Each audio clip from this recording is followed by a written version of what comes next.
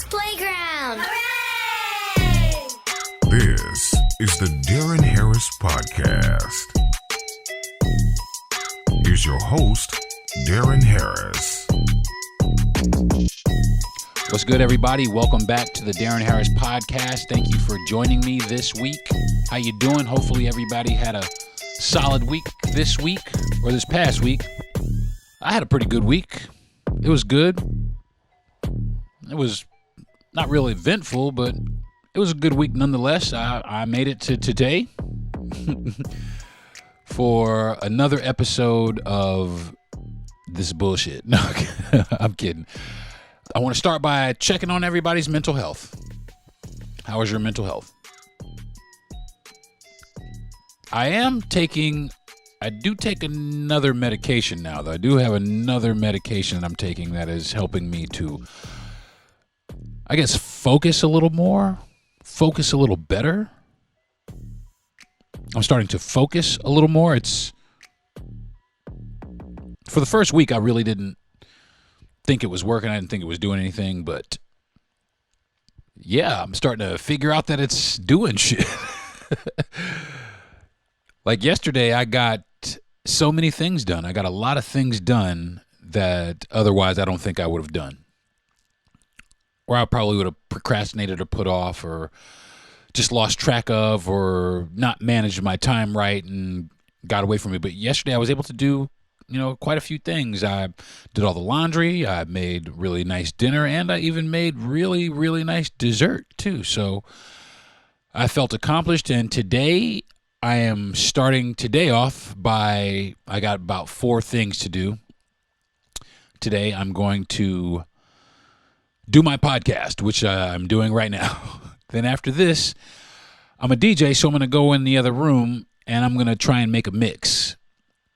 I'm going to try to go and make a 30-minute mix. I think I want to do 30 minutes of just mixing because I haven't really done any of that in a long time because of my mental state or the way that it was. But now I'm starting to, and this is how I know that the medication that I'm taking also is working, is I have interest in doing these things again. Because for a long time I didn't have any interest in doing these things. Now I don't want to say that I'm attributing this whole thing to taking medication because it's more than that. It's my willingness to show up in therapy. It's my eagerness even to show up and discuss what I'm going through with my therapist. It does help. It does help. So I want to say if there's anybody that's out there that is feeling a little down, depressed, you have an anxiety, you're not alone, and there is help out there that you can seek. And you got a friend, if you want to DM me and let me know what you're going through, we can sit here and talk about it.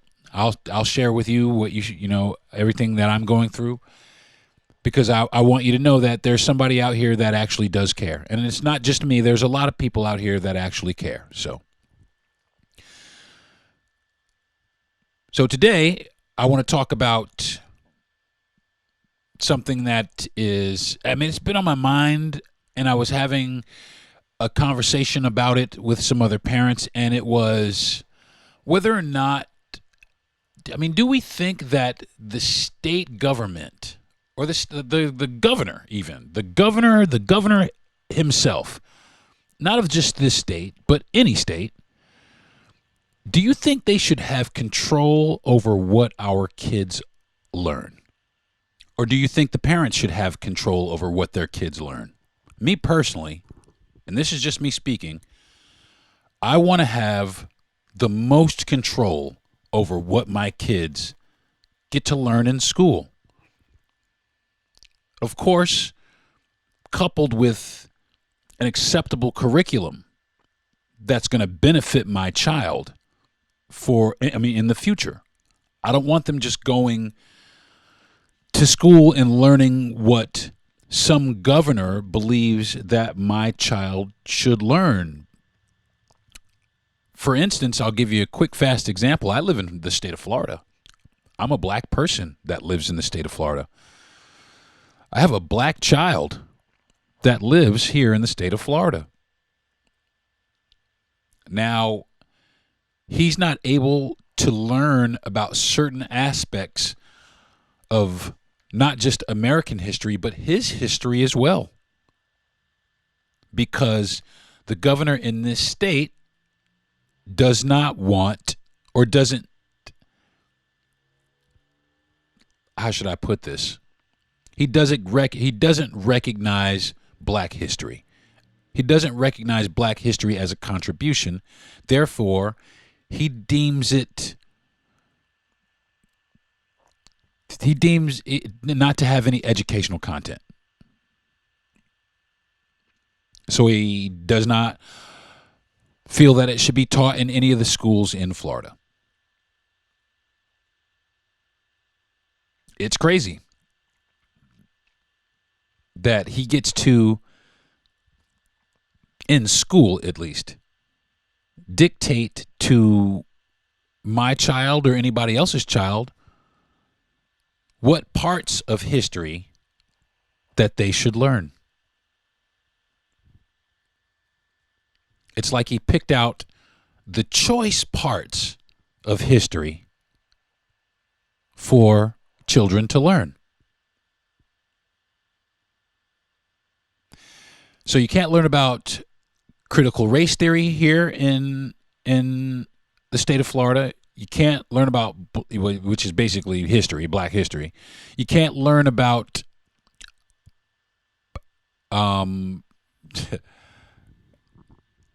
issues concerning sexual orientation or sexual development, sexual education, essentially.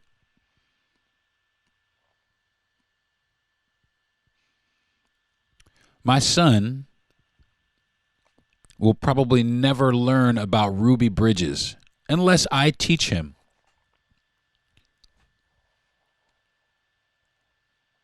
Because if for some reason a child in my son's class finds that content or those stories to be offensive, then the teacher has to stop teaching, has to stop instructing the class, has to stop with that very real and very viable lesson in history. Actual history that he doesn't get to learn about because it may make some other people feel uncomfortable or embarrassed. To put that into some perspective for people, if you don't know who Ruby Bridges was the first black child to go to an all-white school. She was the first child integrated into an all-white school in the United States. And she was a child. And there were people who called her all kinds of crazy names, and she had to be escorted with law enforcement to class. But she held her head up and she went to her white school and she got her education. So to put that into a little bit more perspective, it wasn't, like all these many years. It was, Ruby Bridges is 66 years old. I'm 53. You feel me? That's crazy business that it was that close. We haven't come that far, folks. We are not that far removed. There are a lot of things that I do believe that the state should say, all right, our children should be on task with this, learning that, in competition with these other countries, whatever, but a curriculum for all students, not just students that are behind this line or that line for that matter. Education for all children, the same education for all children, the same effort put into education for all children, the same everything. They learn the same things. Truth. They learn the truth in history. If it happened and we know about it, it should be taught because it is history. Regardless if the governor doesn't like it or doesn't like it. Regardless, it should still be taught because it's history. So he doesn't want black history taught. So I say, and I hate to say this, and I'm not really that guy. I guess I am that guy because I'm going to say this. But plenty of times when I was in school and we were learning about slavery, just the little piece of slavery that they gave us in school, I was hurt and embarrassed and sad. But do you think anybody cared? Do you think anybody would have cared if I stood up and said anything about it? It happened. And it's part of our history. And if I want to know history, then this is going to be part of it. It's going to be filled with hurtful things. It's going to be filled with things that you won't want to accept or you won't believe actually happened. 2 or 3 generations removed of not teaching something, and then all of a sudden it becomes ancient history. This is not ancient history, folks. I grew up in a household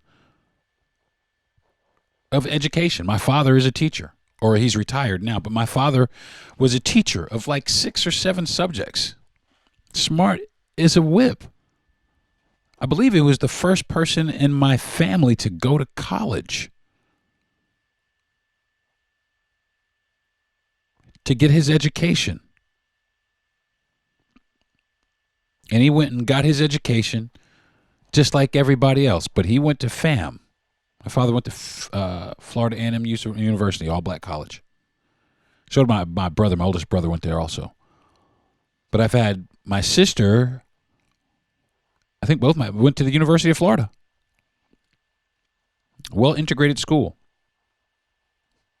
But they went there and they got their education. They learned the curriculum that they chose to learn. That's on the college level. But what happens on, grades, K through 12, where it's really determined by the government what our children learn?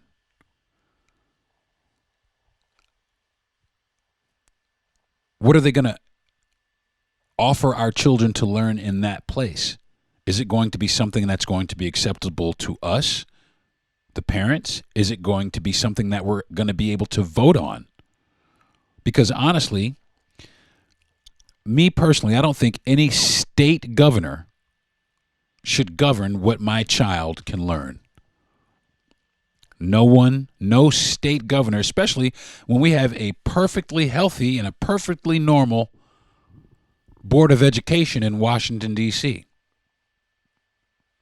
Perfectly capable of making an adequate curriculum for children across the country to learn the same things, to be able to learn and have access to the same things, to all pieces of history. And that's really what it's about. It comes down to history, race, and sex. That's what it really comes down to. What you are taught about our history, what you're taught about race, and what you are taught about sex and sexual orientation. There's a lot of things that are happening in not just the education sector that will affect your life, that you're going to need certain things that now all of a sudden I'm afraid my children may not have the opportunity to learn, or other children for that matter. And I think that, and this is what I really do think, and I'm sorry how harsh it may sound, but if you're a little white child and you're sitting in class and the story about Ruby Bridges, and you get uncomfortable about it, you're going to have to suck it up. And I'm sorry, but it's a piece of history that happened. And yes, it's embarrassing. And yes, it's hurtful. But you're going to have to suck it up, just like I had to suck it up. But now, according to our governor, you don't have to suck it up, because all you have to do is say that you're uncomfortable, and then the class has to stop, period. So I hate to be this way, but if there are any black children out here, and I hate to be tit for tat like this, I would just want to, I'm anxious to see this. I'm anxious to see that if a black child says that they are uncomfortable learning about the Holocaust, or George Washington, or Thomas Jefferson, or any of that stuff, any of these people, forget the Holocaust, never mind the Holocaust. I'm talking about George Washington. He owned slaves. So did Thomas Jefferson. He owned and raped slaves.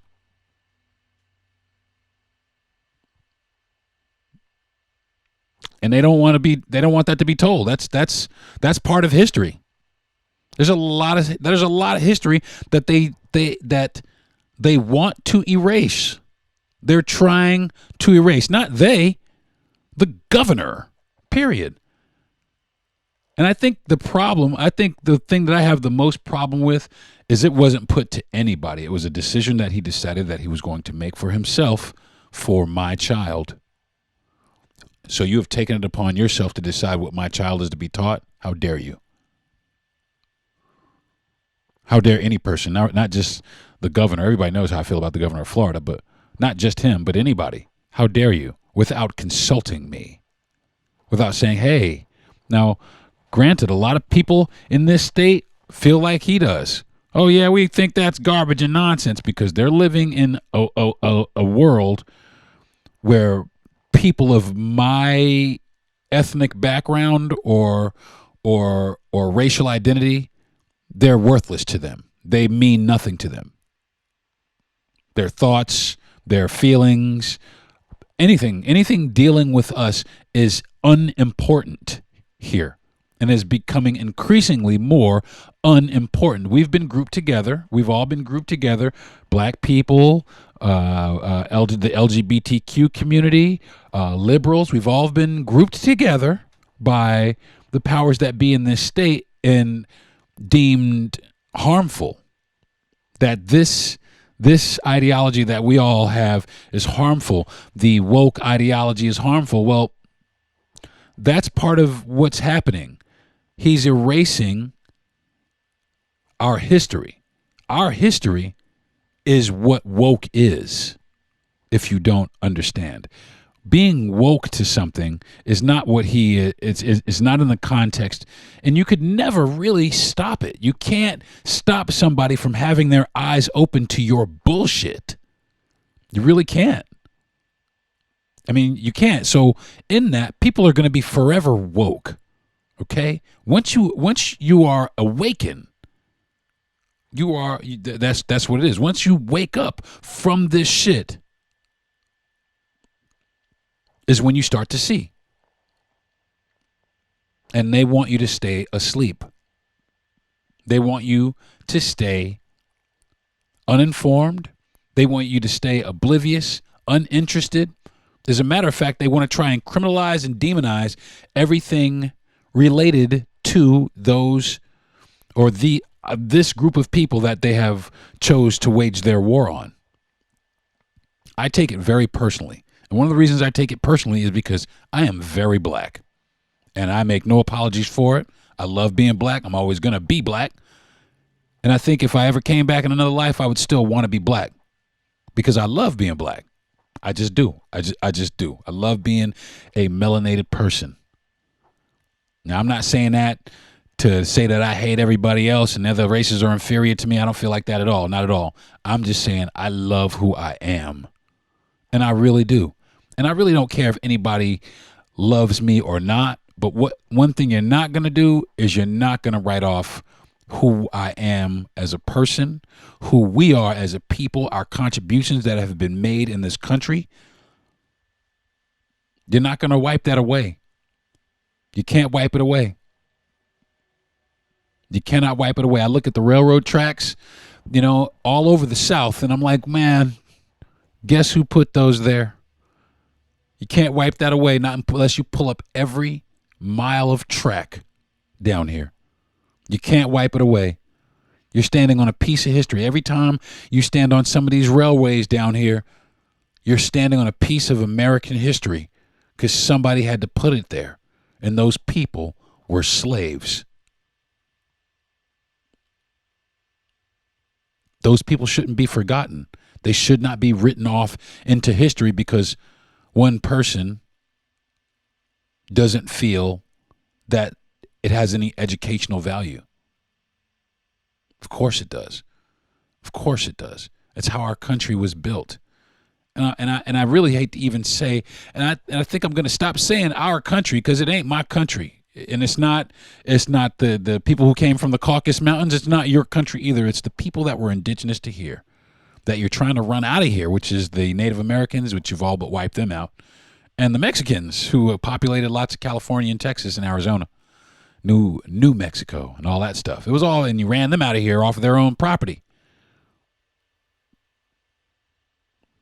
It's difficult. It's difficult. Now you don't want them to learn about what you did.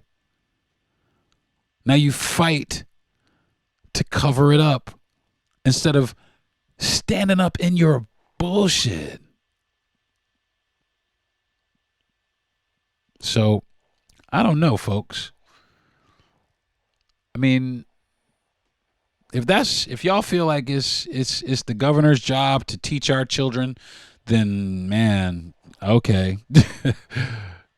But for me, I think I want more control in that. I think I want the most control over what my kid learns. I really do. People say, what's your role? What's your role as a parent in their education? What could you, there's a lot that parents play in the education of their children. A huge role that parents play in the education of their children. They teach them things at home that they won't learn at school. And that's what I'm talking about. And that's what a lot of it is going to have to be now, because unfortunately, folks, black and brown folks, we're going to have to teach our children our own history. So we need to keep those stories. A lot of our history here was wiped away. A lot of us don't even know where we came from. We don't know who we were related to. We don't know who was split up at birth. We don't know. Because it was stripped from us. So now,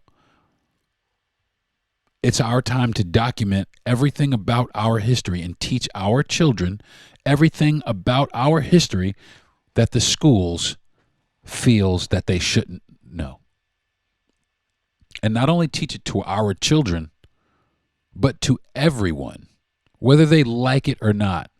I love what I'm seeing on social media as far as people educating people about black history.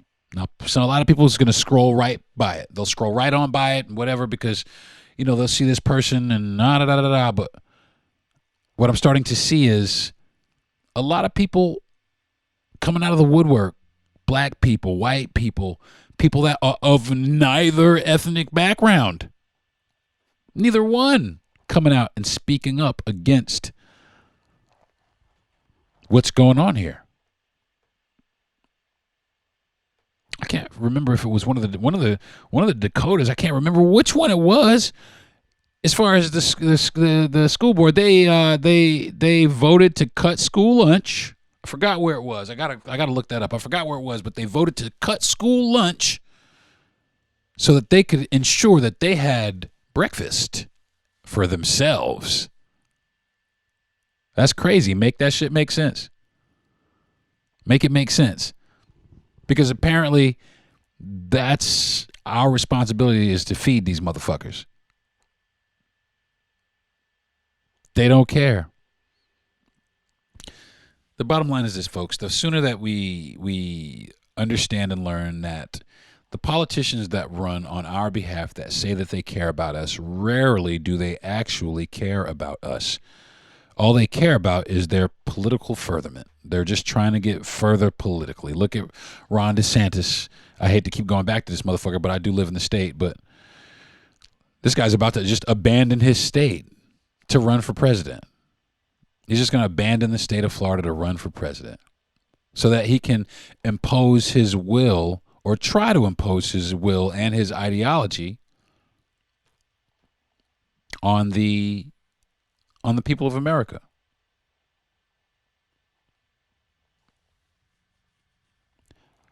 I don't think it's going to work. I hope it doesn't work. I hope and I pray, because if it's the other way, I honestly don't have any hope. I pray that America shows up in force and says, "All right, bro, you could get rid of that shit and do that shit down in Florida, but the rest of the country you're gonna have to leave alone." I hope America shows up for that. Not just Black America, not just brown America, but all of America. All of America needs to show up for that.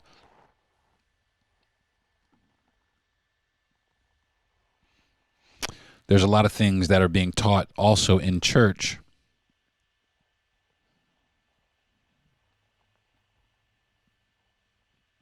they claim to be church-going people. A lot of the politicians, they're churchgoers. They're God-fearing people. They're upstanding, and that's a lie. Let's just get that out there. They're not. They every time they say God this or God bless that or so and so and so, God's not looking out for these people. Just so you know. Okay? So if you're on the side of those people, just know that God's not looking out for that. He really isn't, because that's not what he stands for. But that's a different podcast. So what do you think, folks? What do you think as a parent? Do you think that the governors of the states, each state's governor, should control what our kids learn in school? I'm going to take a quick, fast break, and when I come back, we'll discuss it a little bit more. This is the Darren Harris Podcast. Paid non-attorney spokesperson. Action Matters is responsible for the content of this ad. Attention all women who use Tylenol or other medications containing acetaminophen, including NyQuil or Dayquil, while pregnant. If you or a loved one took Tylenol, Excedrin, NyQuil, Dayquil, and other over-the-counter pain relievers while pregnant, and your child was later diagnosed with autism, you may be entitled to significant cash compensation. Call 800-446-8975 now. A recent study from the National Institute of Health suggests use of the popular pain or cold medications during pregnancy may be linked to a higher risk of having a baby with autism. New and emerging lawsuits claim that manufacturers knew of this risk and failed to properly warn pregnant women of the potential harm for their unborn children. If you or a loved one took Tylenol or other popular pain relief medications containing acetaminophen while pregnant and your child was diagnosed with autism, you may be entitled to significant cash compensation. Call 800-446-8975 now. Don't wait. Time is limited to file a claim. Call 800-446-8975. That's 800-446-8975. 800-446-8975. This is the Darren Harris Podcast. Now, back to some real ass shit. Hey folks, what's good? Welcome back to the program. I'm your host, Darren Harris. If you're just joining me, today we're talking about whether or not you think, or I think, the governor of your state should be in control of what our children learn in school, and also the pros and cons of the government controlling the education in our country. Okay? So there's some pros and cons that are associated with this, of course. Government-controlled education, or federal involvement in education, has been talked about for a bunch of years. But these are some pros and cons that I've just been thinking about and kind of articulated down. I'm going to go ahead and I'm going to read them to you. One of the pros, I'm going to do the pros, 3 pros, and like 2 or 3 cons, just so that we can kind of get a feel for, or kind of make the decision for ourselves whether or not this is a good thing for us to do, or if this is a good thing for our children. So the pros are, it will eliminate inconsistencies in the system. Federal involvement in education would eliminate inconsistencies in the system that arise when states set their own standards of education. This would create a more uniform system of education across the country. Now, I like that. So I'm not against that. I'm not against the government being involved in the actual planning stages of what our children are to learn. Number two, it would provide benchmarks for students to achieve. The federal government can provide benchmarks for students to achieve, which can help students understand the steps required to achieve a specific answer. That's pretty good. Funding. When federal government provides funding and resources that schools need, it can be a valuable ally. I'm having trouble with what I wrote down. But this is the problem with the last one. Not all that money goes to where it should go. I've watched so many schools, and I used to play school sports. I've gone to so many schools. You go to schools in the inner cities where they don't have nothing. You go to schools out in the suburbs, they got everything. They have everything. There's high schools that have a freshman gym and a senior gym. Those are none of ours. Nothing in our neighborhoods. The cons, though, too much bureaucracy. Opponents of federal involvement in education believe that allowing federal government to get involved with the process will simply muddy the water with too much bureaucracy. Potential for zero oversight. Without the Department of Education, there would be the potential for zero oversight over how standards were implemented at the state level. The abolition of the department would create a network of 50 different standards. I could see that happen. So if there was no government to, kind of oversee education, and down here in Alabama, we ain't learning about that. I don't care how recently it happened. I don't give a damn what happened. We ain't learning about that. And I'm sure other places wouldn't want to learn that either, that part of history either. But all parts of history are important. That's how I feel. Not improving student scores. Student scores in the United States are not improving under the Department of Education. That's the truth. That's some of the cons. So I think that what needs to happen with the Department of Education is this. On the federal level, the federal Department of Education it needs to be overhauled. It really does. They need to sit down and take a long, hard. Well, that's everything. Let me just get it out there. That's everything we have. That's the unemployment system. That's Medicare. That's insurance. That's everything in our country. Everything in our country that matters, there's a fucking problem with. Everything. It can't be easy nowhere. Everything in this country is a fucking problem. You can't go to the bathroom here. You can't learn that.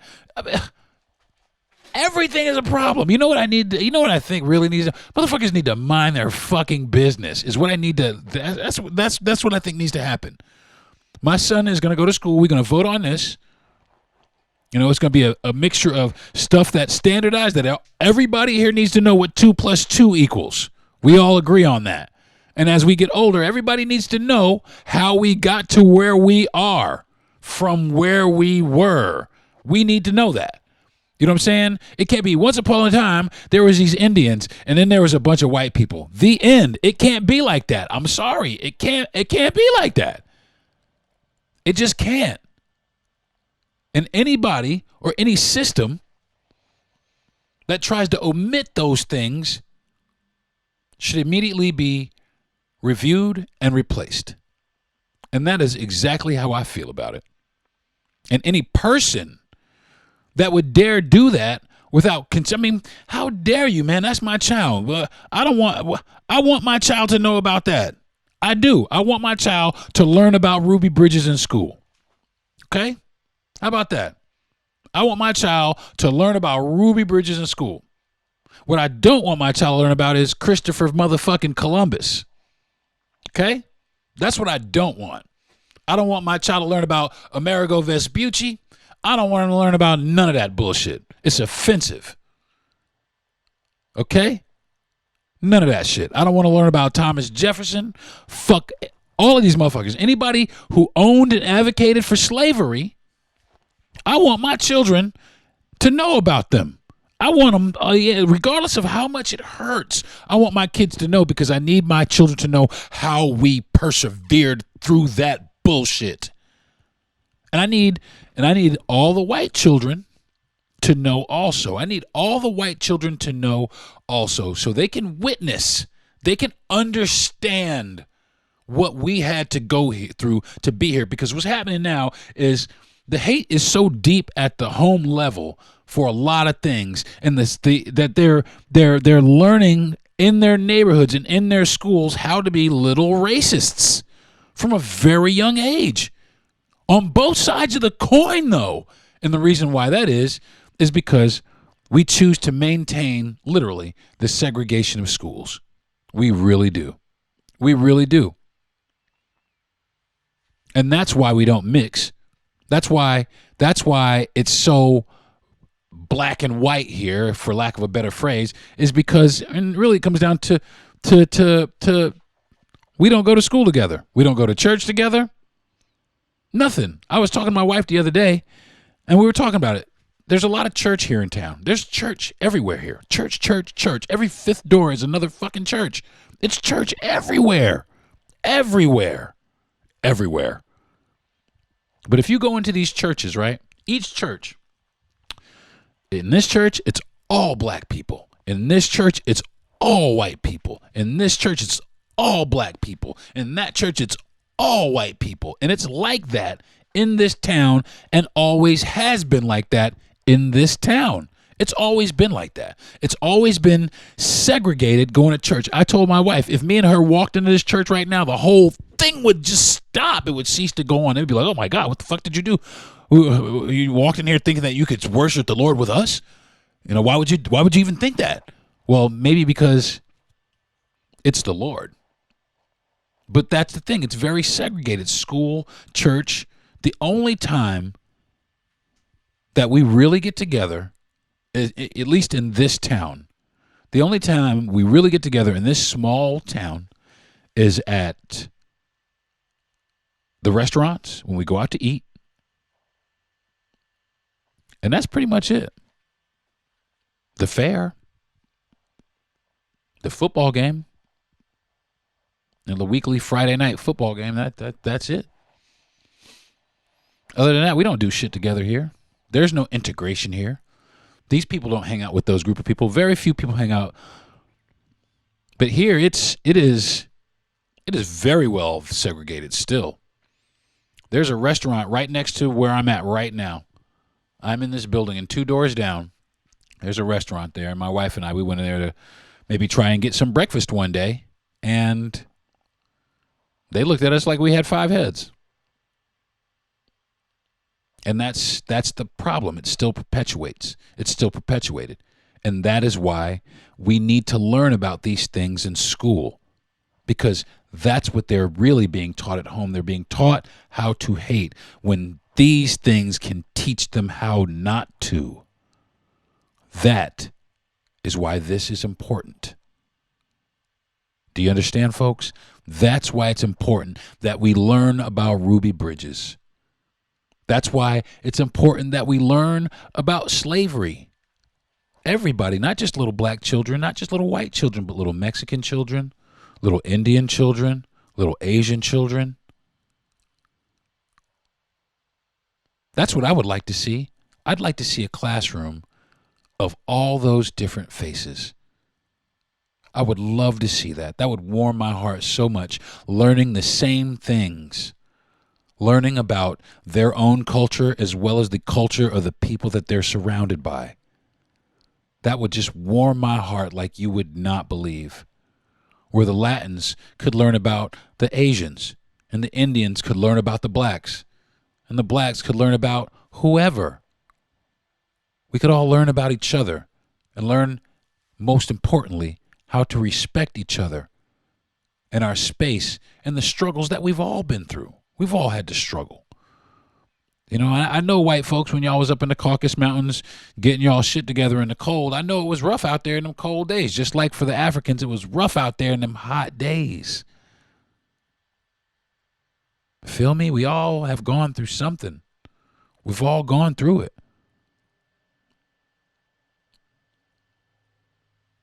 Leave people alone. Live in harmony. Learn the truth. That's really what it comes down to. That's really what it comes down to, is your willingness as the student to seek out the actual truth as opposed to what's being kept from you. Okay? So I think that's going to do it for this week's episode of the Deron Harris Podcast. Join me next week. We'll be talking about, I don't know yet either. I'd like to thank my mother for teaching me how to read. My mother, before I go, let me just share this with you folks really fast. My mother taught me how to read. She sat me down in front of Captain Kangaroo and taught me with a box of flashcards, and she taught me how to read. And that's one of the things that I've always been the most grateful for, is the fact that I had parents that were concerned about my education. I had my dad for like 4 classes.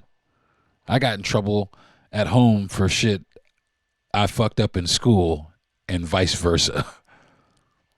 But he cared about my education. He cared whether or not I was educated. He cared about what I learned. You know, he knew the impacts of things that it would have on me. And don't get it twisted. My father is a black man from the South. 80 years old, 85 years old. Black man from the South. My dad has been through it for real. Not this bullshit that everybody here is walking around, trying to identify and analyze. No. My father was a black man in the South in the 50s. Facts. So I look at my dad and I thank my father for every piece of my family's history and the history of our country that he was there to witness. Everything from his perspective. I am super grateful that he has shared these things with me, because otherwise I would have never been taught them. This has been the Deron Harris Podcast. Like I said, I want to thank my parents, my mom and my dad, for educating me. I want to thank my wife for being the best wife in the world. I want to thank my best friend, Jesse Yandel, and my producer, Gentry Thomas, for giving me the opportunity and encouraging me to do my podcast. And of course, I want to thank all of my listeners, the people that are continuing to listen, the people who have not yet listened but will, and also the people who have listened and no longer listen. I still want to thank all those folks out there. I do appreciate you. And yeah, that's it. Let's do it again next week. I'll see you next Friday. I guess. I think my podcast comes out on Friday. I don't know. Somebody needs to let me know when it comes out. I think it's Fridays. So, if you guys are around Friday, I'll be around Friday. But until then, you folks have a great week, and I'll be seeing you. Peace. You've been listening to the Deron Harris Podcast. Subscribe to the show, give a good rating, and everything you need to know is at DeronHarris.com.